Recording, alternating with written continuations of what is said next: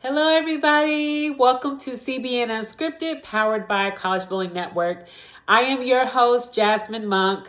We are your home for collegiate bowling, and we are where college bowling gets seen. So welcome to the first episode. Come on in. These episodes will be anywhere from 10 to 15 minutes. Typically, we'll drop a new episode every single week.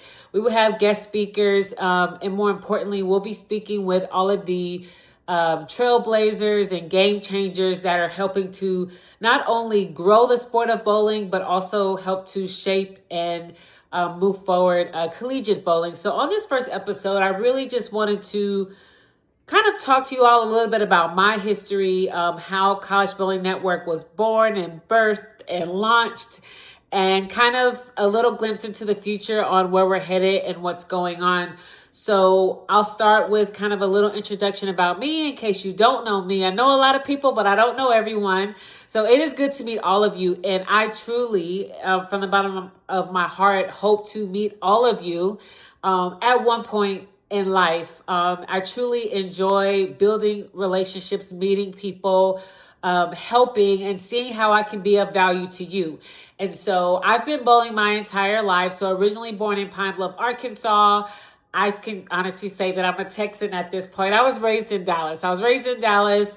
And so I've been bowling since the age of 5. I came from a bowling family, and I bowled. And actually, a lot of people don't know this, but bowling was actually my number 2 sport. Basketball was my number 1 sport.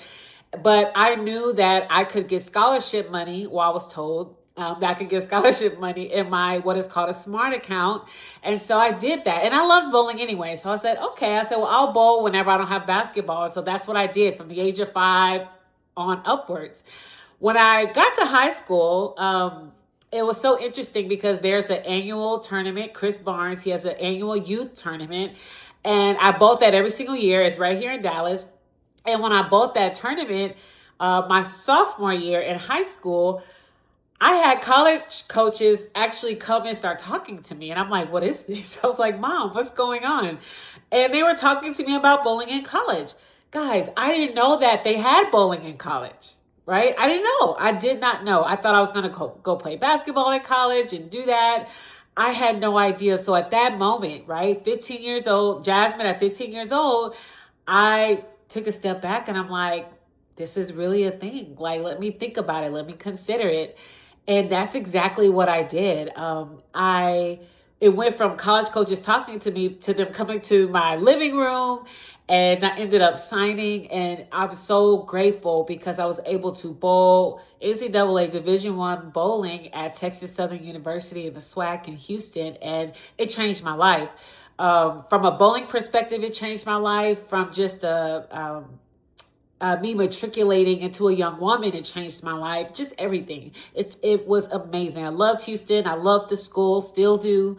That's my alma mater, still do. And so that is really kind of what propelled my journey with bowling. Like I said, I was bowling, but it really was number 2 for me. And so when I got to college, it was obviously number 1. That's what I was doing. That was the thing. And it was awesome. And so when I graduated from college, it was really cool because someone that knew me, they were like, I got my bachelor's in business management, and somebody was like, hey, like, would you want to open a bowling center? I'm like, what are you talking about? Prairie View, right? Not too far, if you guys know, not right outside of Houston. They were building a bowling center on their campus. And I'm like, that would be so cool. I was like, but I don't have any experience. I have no management experience. I just graduated. They were like, don't worry about it. We'll figure it out. Guys, do you know I got that job? So right out of college, right, I was bowling. So after I finished school, I was bowling. I was about to get on the regional tour, all these things. Like, I was at my peak. And I went to Prairie View, which was amazing, opened their bowling center on their campus, Panther Lanes, if it's still called that, which was cool. Got my MBA while I was at Prairie View. It was amazing, all the things. And also with that, I was working with the National Bowling Association with TNBA. I was the assistant director for the Southern Regional Tournament. I was doing all the things. I was eat, breathing, and sleeping bowling. After that, started my family, and I have three beautiful girls, by the way. They are near and dear to me. You will hear me talk about them all the time, and they will likely make it onto one of these episodes as well. They are so full of life, and they're just so amazing, and I'm grateful. And then I have my husband as well. Yeah. So then I started my family, and then so through this with my family, right? I'm getting there. You're like, Jasmine, where are you headed? I just want you guys to get to know me. I'm the one behind the camera most of the time. I'm the one behind the scenes, but I want you to know it's important that you understand my journey so that you understand why CBN exists and why it's here. So I have my family. I'm working. I'm doing my thing. And I was like, you know what? I was like, and my bowling slowed down, right? With kids, like, if you know, it's a lot. And I have three, and they're within 5 years apart, like within a 5-year gap. So hands are full. So my bowling slowed down, really non-existent. I was like, how can I had thought about this for a few years. I'm like, how can I really give back to bowling? How can I help? How can I continue to grow the sport of bowling? I was like, I don't know. I was like, is it coaching? I was like, I don't know. What is it? Because I have my certifications to coach. I have all of that. And one day I was like, you know what? I went back to college bowling. I'm like, okay, let me see where, and I had been following, I was still following bowling, right? Following teams, following professional, the PWBA, the PBA. I was following some college teams still. I was doing that while I was raising my kids and all of that. And I was like, how can I give back? And so I was like, you know what? Let me go see what the college teams are up to. Let me just go check in. And I did that. I'm like, okay. So then I was kind of just thinking a little bit about what I could do. And I'm like, I'll kind of go back to when I was in school. When I was bowling in college, if you were like a friend or if your child was on the team, if you were not at the tournament, you did not know what was going on. So drop in the comments if you know what I'm talking about. If you were not there or if you did not know someone that was going to be at that tournament, you had no idea what the scores were, if they won. You don't even know if I got hurt that day. You didn't know. You just didn't know if you weren't there. What I think is so cool today, right? Technology, social media has evolved, is that all of the teams are streaming to their pages so that their audience and viewers, right, can see what's going on with them. They're posting. It's just really cool how social media has advanced, because it wasn't really that advanced when I was in school. So I was like, I love that. I love how the teams are doing that. But I took a step back and I was like, wait a minute. I was like, well, where's kind of the hub? So it's no different than college football or basketball. College football, we know, is on Saturdays.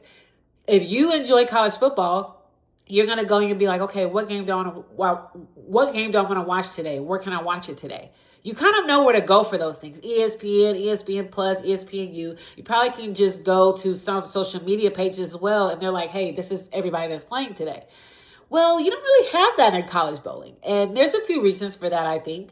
And that is where I was like, there's a gap there. I was like, but also, we all know that bowling is a smaller sport. It is also a very much underrepresented sport. And I'm like, you know what? I think there's something there as well. And so I kind of was thinking, I was like, you know what? I was like, I want to help and give back to college bowling on what it gave to me. It gave me so much.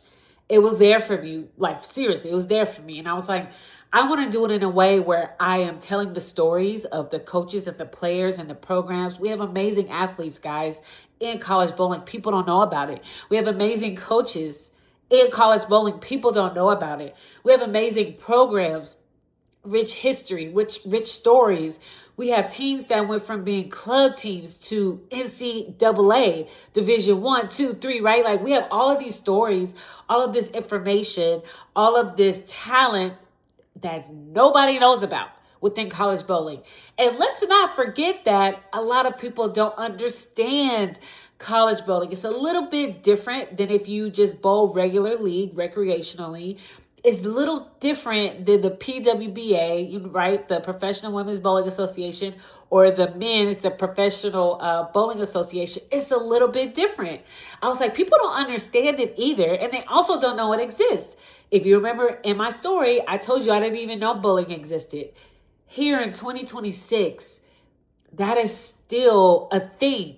It is still a thing that people don't know that you can bowl in college, especially women, Title IX. You can get a full scholarship to bowl in college. For men, there are some scholarships out there, select scholarships, but you can still compete at the next level, right? And so that is why we are here, is storytelling, visibility, exposure, media, all of that for college bowling. That is the NCAA, which is divisions 1, 2, and 3 women. That is the NAIA, which are your club teams that compete, typically compete on a higher level, as well as JUCO as well. I don't know the acronym for that, so I don't want to butcher it. I'm not going to say it. But you have college bowling on so many levels, men, women, across all these different divisions and conferences, and people don't know about it. So that changes with us, right? They say be the change. We are the change. We are College Bowling Network, and that is what we do. So that is how we were birthed. That is, kind of a little bit about what we stand for. We are College Bowling Network. We are where college bowling gets seen. And so we launched the season 2025 to 2026, but it feels like we've been doing this for 5 years. You guys, I'll tell you this. Everyone has embraced CBN so much. I don't want to get emotional on here with you all, but it means so much to me. But I know it means so much to these kids. I was like, if I had this when I was in school, it was very select. You kind of had the SID, the Sports Information Director within athletics, doing a little something.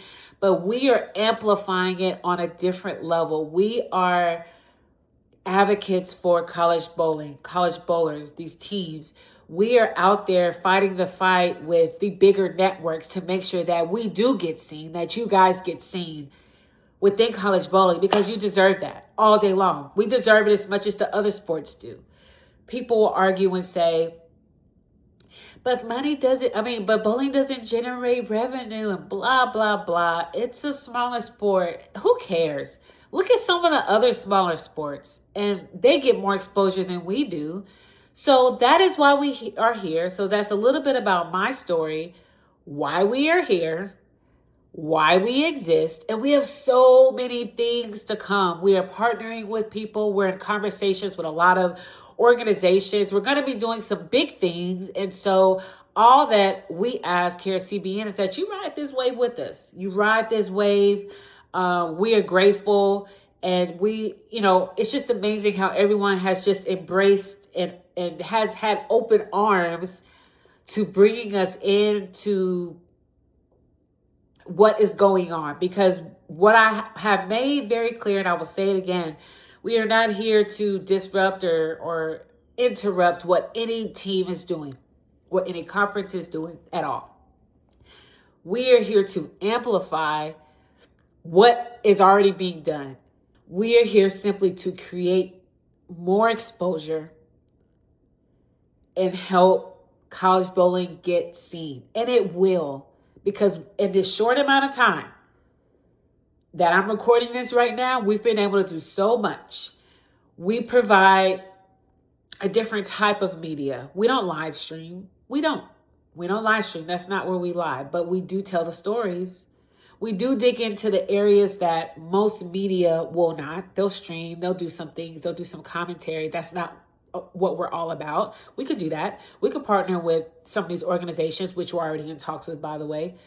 We can partner with some of these organizations that do those things. So that is where we're at and where we're headed. I was like, let me check my notes because I can go on and on. Because I wanted you to really understand who I am, my journey, and where we are today.